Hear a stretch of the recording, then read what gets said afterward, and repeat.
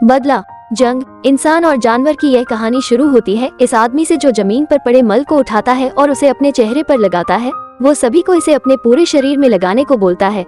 ये 20,000 साल पहले का एक शिकार है जो याक के झुंड पर हो रहा है। सरदार के हाथ पर 3 लाल चींटियां चढ़ी जिन्हें वो बिना देखे निगल गया क्योंकि वो कई दिनों से भूखे हैं। सरदार सबको आदेश देता है। सब याक के झुंड की तरफ दौड़ते हैं। याक भी उनकी तरफ आते हैं लेकिन वो अपने बनाए हथियार से उनका रास्ता रोकते हैं। याक दूसरी तरफ भागते हैं जहाँ आगे रास्ता नहीं था और सब नीचे गिरकर मरने लगते हैं। तभी एक याक रुककर सरदार के बेटे पर हमला करता है और उसे अपने साथ पहाड़ से नीचे फेंक देता है। कोडा एक हाथ से वहाँ लटका था और तभी उसका हाथ छूट जाता है और वो तेजी से नीचे गिरकर बीच में बने एक पत्थर पर जा गिरता है। उसके पिता नीचे कूदना चाहते थे उसे बचाने के लिए लेकिन सरदार होने के कारण सब लोग उन्हें रोक लेते हैं। सरदार वहाँ बैठकर कोडा को आवाजें लगाता है पर कोई जवाब न मिलने पर सब उसे मरा मानते हैं। सरदार होने के कारण उसे वह जगह छोड़कर जाना पड़ता है। कोडा के पास एक गिद्ध आता है जो जैसे ही उसे छूता है वो होश में आकर उसे मार देता है।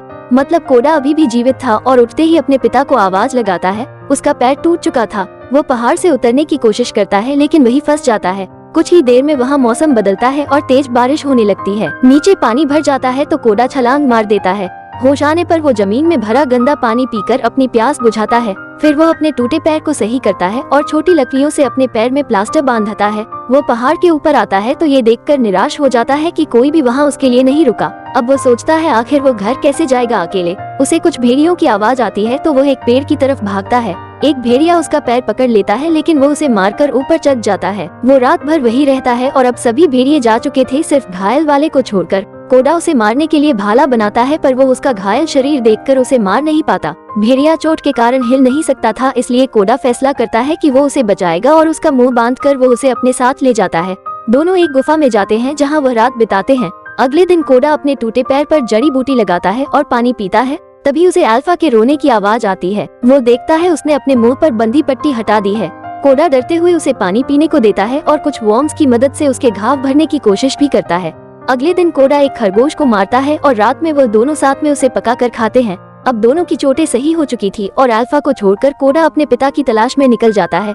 अल्फा उसका पीछा करने लगता है। वो उसे भगा नहीं पाता तो दोनों साथ ही जाने लगते हैं। अल्फा जानवरों का शिकार करता है जिससे दोनों रोज अपना पेट भरते हैं। अब दोनों अच्छे दोस्त बन चुके थे। वो बर्फ के समय तक चल ही रहे हैं। रात में कोडा पर हमला करने आया भेड़िया अल्फा के कारण वहाँ से चला जाता है और कोडा के कहने पर अल्फा भी अपने लोगों के साथ चला जाता है। अब कोडा अकेले ही घर की तरफ बढ़ने लगता है पर वो अल्फा के बिना खुद को अकेला महसूस कर रहा था। बर्फ के तूफान के बीच उसे अल्फा दिखता है और वो उसकी तरफ भागता है। वहाँ बर्फ की चादर टूट जाती है और कोडा पानी में गिर जाता है। अल्फा उसे देख लेता है जिसके बाद कोडा चाकू की मदद से बर्फ तोड़कर बाहर आता है। तापमान कम था जिस कारण कोडा अपने गीले कपड़े उतारता है और आग के पास बैठ जाता है। इस बार अल्फा कोडा के साथ ही जाता है। तूफान के बीच वो एक गुफा में पहुंचते हैं जहां काला तेंदुआ पहले से होता है। वो कोडा पर हमला करता है तो अल्फा उसे बचाता है। मौका पाकर कोडा एक तीर से तेंदुए को मार देता है लेकिन इस लड़ाई में अल्फा बुरी तरह घायल हो जाता है। कोडा अपने घर के पास था पर घायल अल्फा खराब मौसम के कारण अब और नहीं चल पाता है। अल्फा वही गिर जाता है। कोडा उसे खोना नहीं चाहता था इसलिए वो अल्फा को उठाता है और कई दिन, कई पहाड़, कई खराब मौसम को पार करके अपने घर तक जाता है। उसके पिता उसे देखकर हैरान है पर कोडा अल्फा को बचाने की विनती करता है जिसकी हालत खराब है। यहाँ अल्फा बच्चों को जन्म देती है। मतलब वो एक मादा भेड़िया थी जो इस पूरी जर्नी के दौरान प्रेग्नेंट थी। कुछ समय बाद अल्फा सही हो जाती है और उसका बच्चा बड़ा हो जाता है।